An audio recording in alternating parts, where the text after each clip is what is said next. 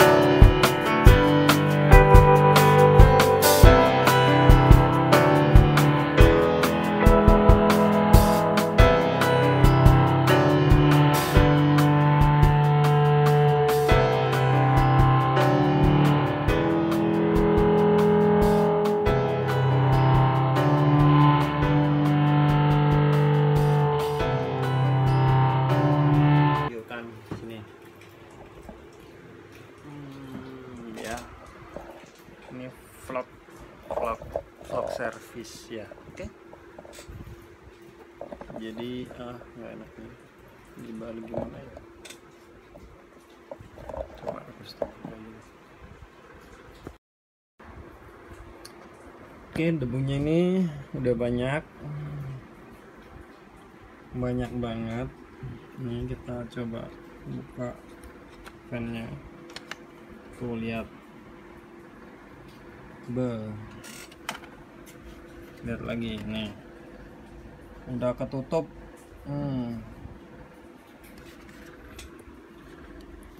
Kita coba satunya ini, kita bongkar, kita lihat, udah ketutup ini ya.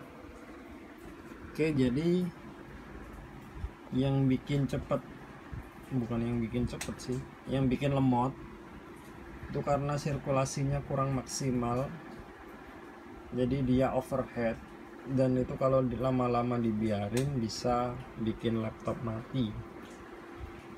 Oke.